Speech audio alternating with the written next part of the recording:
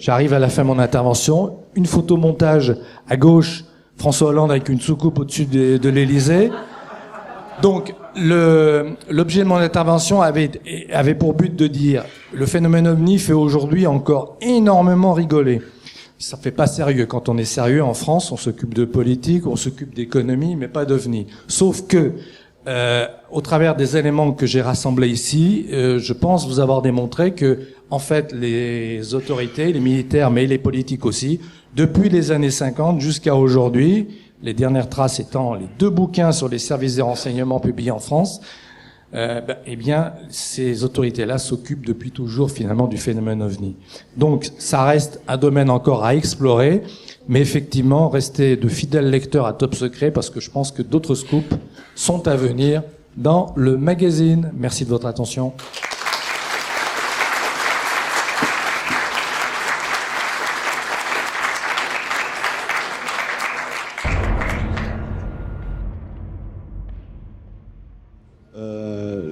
Petite remarque que j'ai fait, je t'ai fait signe tout à l'heure, non, parce que tu parlais que les ufologues disaient qu'ils prétendaient qu'il n'y avait que 10%, voire moins, d'objets volants non identifiés vraiment étranges. C'est un bruit qui a été mis en place par on sait qui de toute façon. En réalité, les ufologues de tout temps et depuis les années 70 où je m'occupe d'ufologie parlent de 20 à 25% de cas non expliqués. Le GEPAN lui-même inscrit 22% dans son site internet, mais quand il fait une conférence il y a quelques 3 ou 4 semaines aux États-Unis, il ne parle que de 10%. Il y a 2 langages qui sont quand même à éclaircir dans ce dossier. Maintenant, on apprend aussi par les documents qui sont déclassifiés aux États-Unis que la France s'occupe, et je pense que c'est le point de départ de l'ufologie française, des objets volants non identifiés depuis 1942.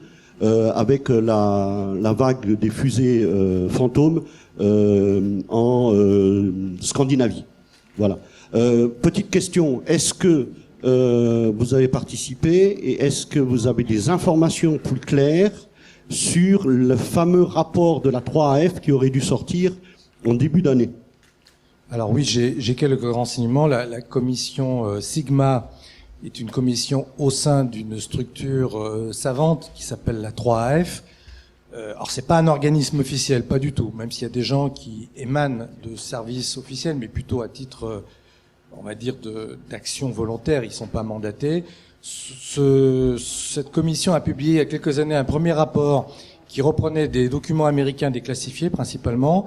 Il y a eu un changement de présidence de cette commission. Le rapport nouveau devait être publié. Il a été attendu et encore attendu. Il n'est jamais sorti. Je ne sais pas pourquoi.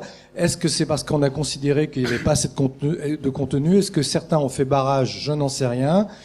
Ce rapport qui devait annoncer aussi des éléments qui vont un peu dans le sens de ce que j'ai présenté, n'est jamais sorti. Et d'après mes sources, il ne sortira jamais. C'est dommage. Ça pouvait être une sorte de rapport Cometa civil, entre guillemets. Moi, j'aurais bien aimé voir ce qu'il y avait dedans. On m'a dit qu'il n'y avait que 5 exemplaires qui circulaient. Je pense que c'est vrai. Bon, 17. En tout cas, pour l'instant, on ne sait pas ce qu'il y a dedans. Mais, je le répète, il y a énormément de... Le sujet OVNI met mal à l'aise. Là, on en parle librement parce que, le public est composé de lecteurs avertis. Mais ce type de conférence, je dirais, il y a pas d'échelon intermédiaire. Soit on en parle devant un public très averti comme ici, et c'est parfait, je trouve ça extraordinaire. Soit après on n'en parle pas du tout, dans les strates, on va dire, classiques de la population. Et puis on en reparle dans certains cercles très privés. Bon, moi personnellement, j'ai fait des conférences au sein de l'IHEDN. Alors là, c'est des généraux, des amiraux... Alors là, tous ces gens-là vous écoutent et puis effectivement, après, chacun vient vous voir et puis dit, moi j'ai des rapports, j'ai vu des choses. Voilà, donc globalement, on en parle soit dans un public civil, entre guillemets, très informé, soit dans un public militaire ou officiel très informé, puis au milieu, on n'en parle pas, parce que c'est pas sérieux, quoi, voilà. C'est ce que j'essaye de dire. Bonjour. Voilà, mardi soir avec mon mari. Donc j'étais sur le lieu de mon travail et on a bien les pieds sur terre, on ne part pas dans les airs.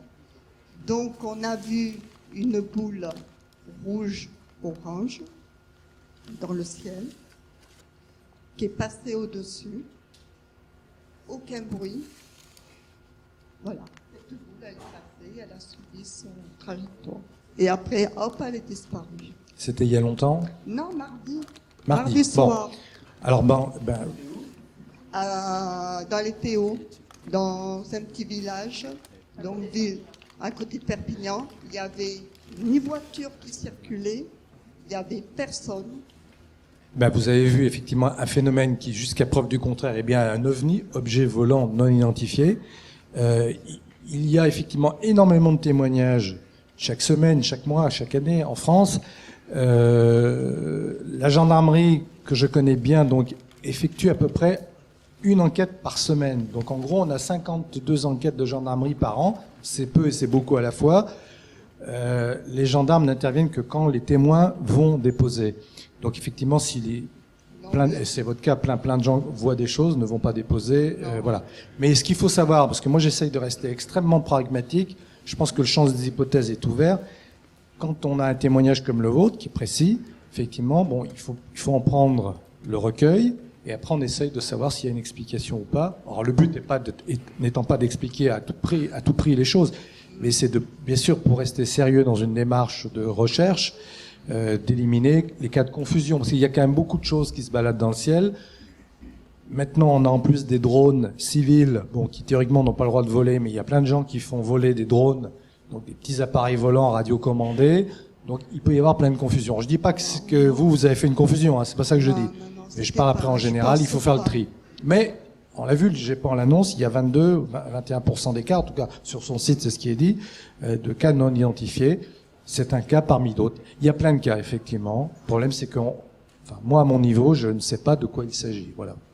Disons qu'on a voulu le regarder prendre en photo, et sur la photo, il n'y a rien. Alors, effectivement, il y a quand même beaucoup de photos qui sont faites. Bon, sur vous, il n'y avait rien. Il y a beaucoup de gens équipés de smartphones ou d'appareils numériques, donc beaucoup plus qu'il y a 50 ans. Les gens avaient très peu d'appareils photo sur eux. C'était encombrant, c'était lourd, difficile à manier. Il y a beaucoup de photos qui sont prises, mais les smartphones sont pas tellement adaptés pour des photos la nuit.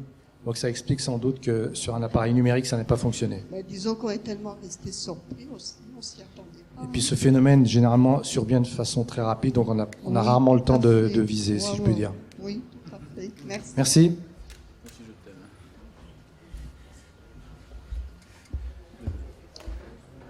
Oui, je voudrais apporter un peu d'eau à ton moulin. Sur le Crop Circle de Valence, où on a pu réaliser une étude sur place avec un instrument de mesure électronique, étude qui n'a pas été publiée pour des raisons, on va dire, inhérentes au site internet sur lequel on l'a mis. Il faisait ressortir, avec ces quelques 200 mesures sur place, à l'extérieur et à l'intérieur des figures géométriques, que certaines des figures étaient fabriquées avec des planches et d'autres non. Donc ce crop a été remanié. Par qui? La question reste posée.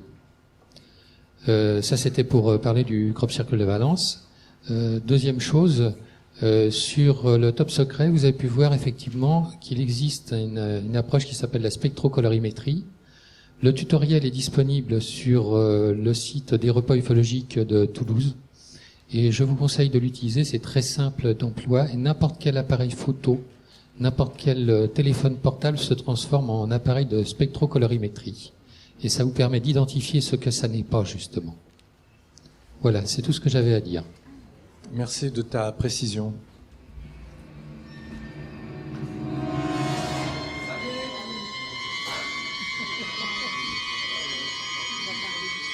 Bon, vous avez abordé dans le phénomène OVNI les crop circles, relativement rares en France. Nous sommes allés enquêter avec Adama, du RDO, sur le crop circle d'Imligne en Moselle, et il s'avère qu'il est 100% faux. Voilà. Donc il y a des faux. Le monde de l'ufologie est rempli de faux. Effectivement, il faut être prudent. Mais, de temps en temps, il y a du vrai.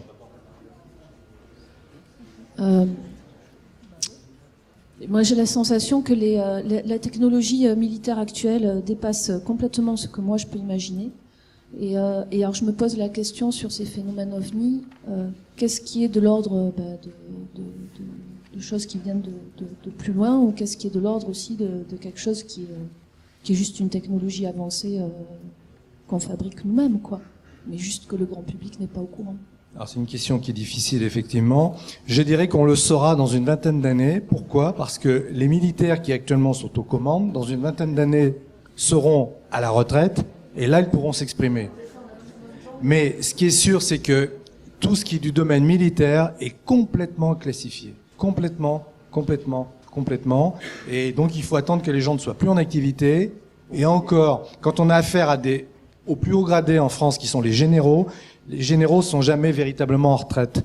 Un général, même quand il est en retraite, à côté de son grade, c'est marqué 2S, entre parenthèses, ça veut dire deuxième section. Ça veut dire qu'en fait, les généraux français sont toujours mobilisables. Donc en fait, les révélations viennent au plus haut d'un colonel, mais un général, lui, gardera le silence toute sa vie. Donc il y a, on va dire, un blocage structurel de l'information qui est dans le domaine militaire, tout simplement. Qu'est-ce que vous entendez par crop circle faux ?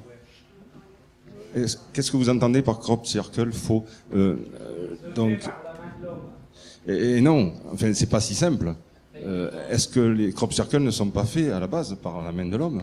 Je parle pas de plaisantins, je parle peut-être de militaires. Ou qu'est-ce qu'un crop circle à ce moment-là ? Il est sûr que les crop circles, on ne sait pas trop comment c'est fait. Alors, en Angleterre, il semblerait que certains aient filmé des phénomènes lumineux se déplaçant au-dessus du blé et faisant des cercles au fur et à mesure. Mais par définition, ces phénomènes, crop circle, on voit un champ où il n'y a rien à un moment donné, et quelques heures après, ou une nuit après, il y a des traces. On n'a en tout cas jamais pu prendre sur le fait des gens en train de le faire, s'il s'agit de mauvais plaisantins. En tout cas, ça reste très énigmatique parce que certains sont d'une complexité arithmétique énorme et on ne sait pas comment est-ce que c'est possible. Donc dans tous les cas, que ça soit explicable ou non explicable, je trouve que les crop circles sont un sujet complètement fantastique parce que ça demande une sacrée capacité. Oui, alors je veux savoir jusqu'où on vous laisse aller, si vous avez l'impression que c'est les hommes politiques qui détiennent le couvercle ou si c'est encore au-dessus d'eux. Je pense que les politiques détiennent une partie de secret, mais pas totalement. À mon avis, il y a quelque chose au-dessus. Je ne l'ai pas encore identifié.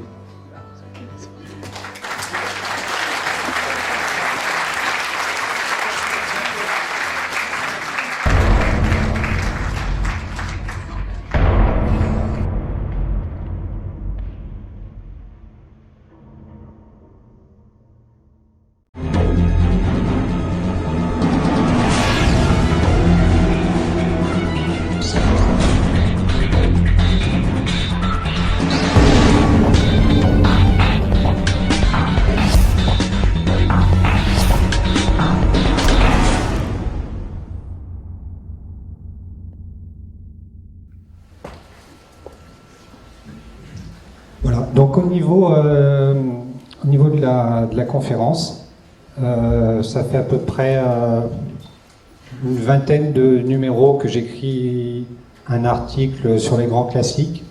Alors pourquoi ce choix ? Parce que j'estime qu'ayant analysé beaucoup de cas, j'estime qu'au bout d'un moment, 30, 40, pratiquement tous les cas qui restent, finalement, c'est du bonus et c'est plus indispensable. Parce que on finit par tourner en rond et dans le travail de tri que j'ai fait, j'ai récemment choisi de trier tous ces cas en 3 hypothèses extraterrestres. Parce que il y a bien les rencontres du premier et deuxième type, troisième type, mais vous êtes dans ces cas-là, vous êtes face à une entité extraterrestre. Le premier type, vous voyez l'OVNI. Le deuxième type, vous voyez l'entité. Le troisième type, vous êtes enlevé. Mais ça répondait pas à ma problématique. Vous avez les pans du GEPAN, qui est aussi des observations. Ça répondait pas à pan 1, 2, 3, identifié, on ne sait pas trop, et complètement non identifié, ça répondait pas à ma problématique. Donc, j'ai décidé de faire trois hypothèses. Alors, ça c'était la présentation, c'est fait. Voilà.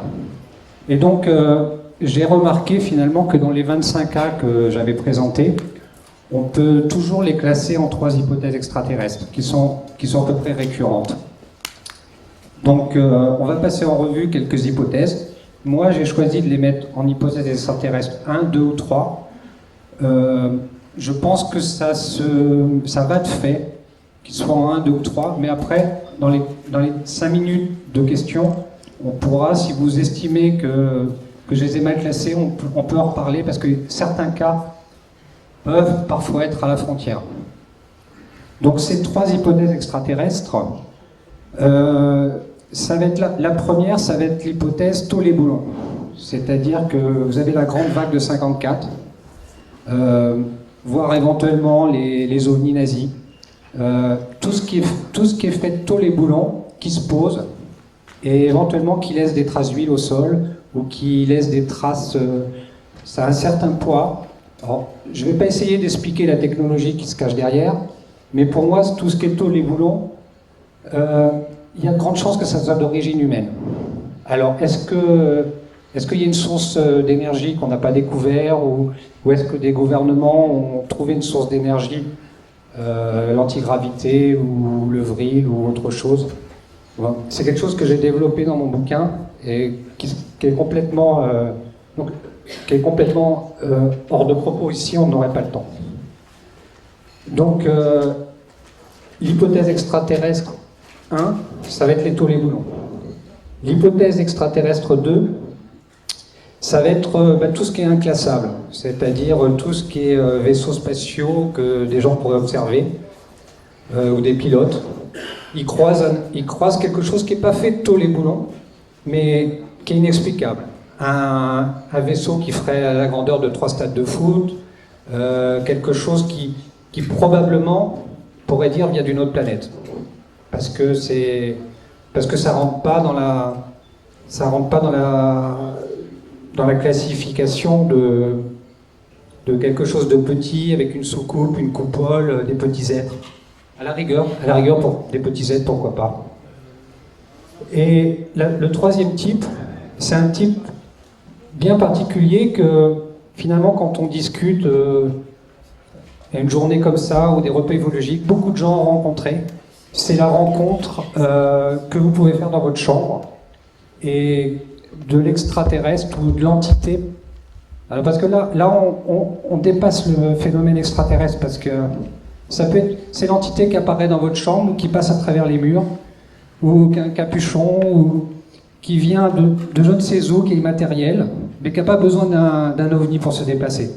C'est-à-dire que vous avez beau vous barricader, fermer vos volets, si elle a décidé d'arriver au milieu de votre chambre et puis de vous donner un message, eh ben, elle aura les moyens de le faire, soit en vous paralysant, soit voilà, toute cette catégorie-là qui est assez vaste aussi. Et on va voir que dans les grands classiques, ça revient assez souvent. Voilà. Et je pense que dans ces 3 catégories-là, on a à peu près tous les ovnis. Enfin, tous les ovnis ou les phénomènes extraterrestres. Voilà. Donc, premier exemple de l'hypothèse extraterrestre 1, Tollet-Boulon, la vague de 54. Alors, la vague de 54, moi, c'est une vague qui m'a passionné, parce que pendant 6 mois, c'est tous les jours. C'est 3 ou 4 observations qu'on retrouve dans les journaux de l'époque. Alors, j'ai choisi le plus connu, le 4 Carouble en 54 de Marius de Wild. Alors, on voit bien un ovni Tollet-Boulon, quelque chose de matériel, des petits êtres. Alors là l'illustrateur, c'est une illustration de la revue Radar 54. Il a choisi de faire des robots sans bras. Enfin, ça ressemble à des robots. C'est vraiment un choix de l'auteur, parce que le Marius de Wild dit des petits êtres. Et on s'aperçoit d'ailleurs que dans les Tollet-Boulon, le plus souvent, ces petits êtres, ça pourrait être des personnes de petite taille ou des gens humanoïdes ou des gens qui parlent français. En fait, voilà, c'est un assez grand mystère, parce que quand je dis tôle-et-boulon, on aurait envie de penser que c'est humain. Mais en même temps, il y a deux grandes énigmes. Comment ça se propulse? Parce que si c'est humain et que c'est des tôles-et-boulons, il y a quand même le problème de la propulsion. Donc ça reste la grande énigme. Et les petits êtres, souvent, ils ont des rayons pour paralyser les témoins. Et si c'est humain, qu'est-ce que c'est que ce rayon? Pour l'instant, on ne connaît rien qui permette de paralyser un humain ou un témoin. Voilà. Donc ce phénomène-là, soucoupe volante, tôle-et-boulon, il se pose, il laisse des traces au sol. C'est pas pour ça qu'on a l'explication et c'est pour ça qu'il est classé dans l'hypothèse extraterrestre 1. Parce que l'hypothèse extraterrestre, je crois que faire une petite aparté, il y a 15 ans, quand j'ai débuté, je me suis dit, je vais y arriver. Je vais, comme vous tous, j'imagine. Et au bout d'un moment, on doit faire un constat. Il va falloir laisser des points d'interrogation. Et ça en fait partie. La propulsion, c'est un gros point d'interrogation. Et je pense que dans la fin de ma vie, je chercherai encore. Et pour en revenir aux documents, tout ce qu'on dit, documents déclassifiés, les généraux savent, moi j'en suis pas sûr. Je suis pas sûr qu'au plus haut sommet de l'État, quand on va voir le président, puis qu'on lui dit éventuellement un ovni s'est posé, monsieur le président, on a les preuves, on a des traces au sol, je suis pas sûr que le président il en sache plus que nous, et je suis pas sûr qu'au plus haut niveau, ils comprennent le phénomène ovni. Parce que c'est pas parce qu'on a 3 étoiles sur l'épaulette qu'on a accès forcément à la compréhension. Peut-être que ça nous dépasse, et on a tendance peut-être à envier ces généraux, ou à envier ces anciens présidents de la République. On se dit, eux ils savent. Mais je crois peut-être pas forcément. Peut-être qu'ils en savent pas plus que les ufologues. Voilà, c'était une petite parenthèse. Voilà.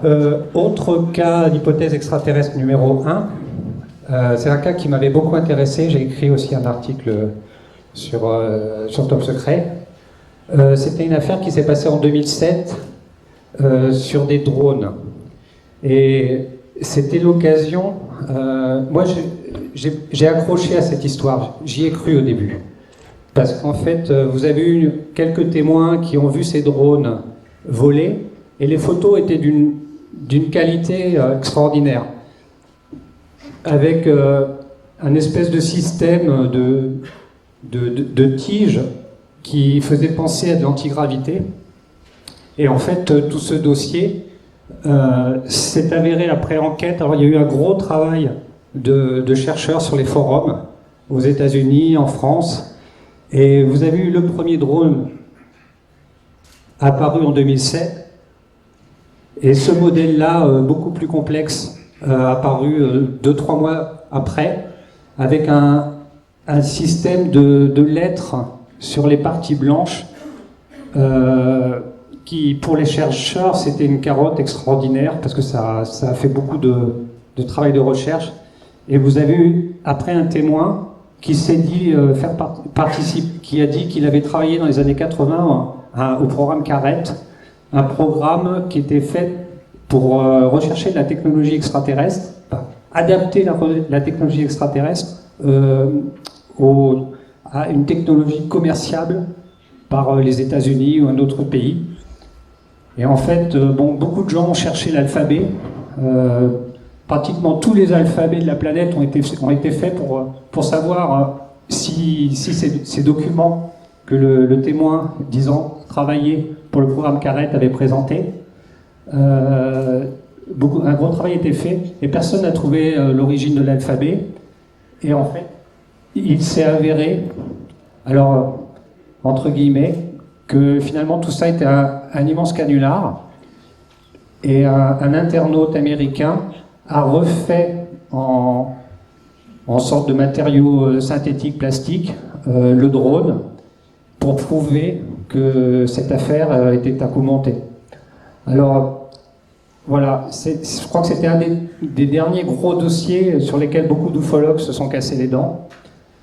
Et c'était probablement un canular, mais ça prouve le niveau de sophistication que certains peuvent monter pour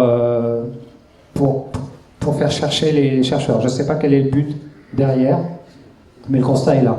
Donc c'est un document que j'avais présenté dans Top Secret et qui fait partie de l'hypothèse extraterrestre 1, Tollet-Boulon, création humaine, et ce cas-là particulier est identifié. Ensuite, alors maintenant je vais passer en revue assez rapidement, parce qu'au niveau chrono, je ne sais pas trop, je ne vais pas prendre trop de temps, j'ai pas mal de cas. Donc là, c'était le cas de la famille Kelly, je crois que c'est Sutton, voilà. En fait, qui a vu des petits êtres apparaître et disparaître à leur fenêtre, sur leur toit. Donc c'était en 1955. Et toute la famille a été harcelée par des espèces d'êtres qui sont apparus aux fenêtres. Ils ont tiré, ils ont pratiquement percé toute la maison, percé tout le toit, percé toutes les fenêtres. Et les êtres apparaissaient, la police est venue. Il n'y avait rien, il n'y avait aucune trace d'atterrissage, il n'y avait absolument rien. La police est repartie et vers 4-5 heures du matin, les entités sont revenues. Donc ça, pour moi, c'est type 3. C'est les genres de créatures qui apparaissent et disparaissent à volonté. Encore un autre cas de type 3, Betty Andreasson, 1967. Là, c'est typique. Ça fait partie de ces grands contactés. Les entités. Alors, souvent, la plupart du temps, on a la figure du gris, mais en fait, on s'aperçoit que la figure du gris, elle est souvent dans les cas de type 3. C'est souvent les hommes de main. Ils sont petits, vous en avez un peu plus grand dans la pièce. Mais souvent, dans ces types 3, vous avez le gris avec un regard inexpressif, un peu je dirais pas le larbin, mais celui qui vient faire une tâche. Dans quel but, on ne sait pas. Mais a priori, ils suivent des personnes toute leur vie. Donc là, c'était le cas de Betty Andreasson. Voilà, souvent un message est donné, surtout dans ces années-là, un message d'amour, un message anti-guerre, un message... pas toujours. Bien souvent, les gens à qui ça arrive cherchent des questions, mais même auprès des ufologues, je pense pas qu'ils puissent les obtenir, parce que, à la rigueur, moi j'aurais vécu ça, je chercherais à comprendre, mais ne l'ayant pas vécu, je serais incapable de dire ce qui se passe, quel est l'objectif derrière tout ça. Donc souvent, voilà, c'est des enlèvements récurrents. Premier enlèvement pendant l'enfance. Voilà, donc l'entité traverse la porte, une espèce de général là, dans ce cas-là, qui avec une espèce d'écharpe traverse la porte.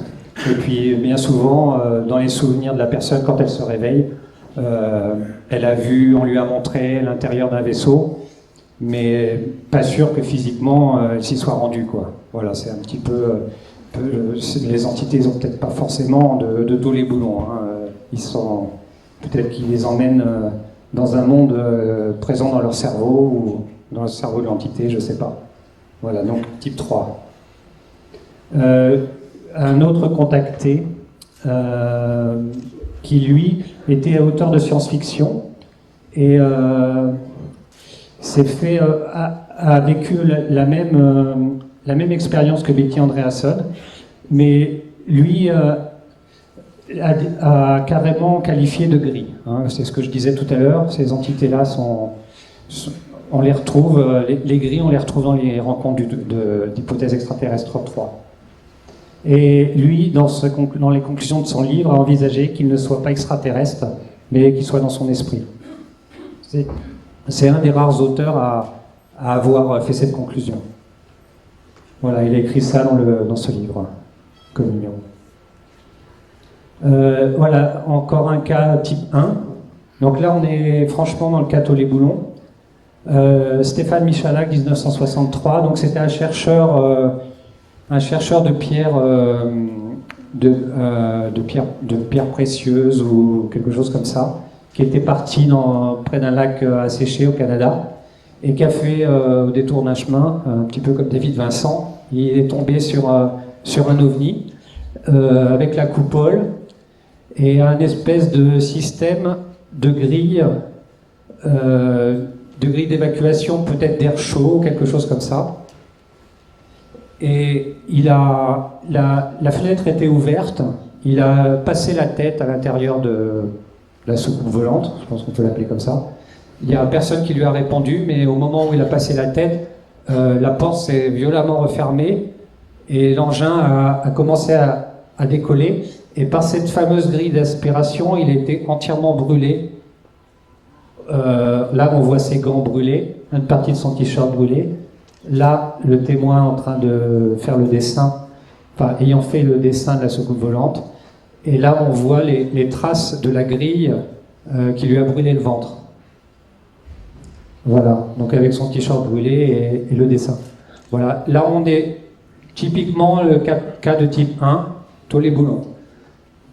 Reste encore le moyen de propulsion, mais peut-être s'il y a eu de la chaleur dégagée, peut-être que c'était un essai américain de projet secret, peut-être, ou bien des extraterrestres.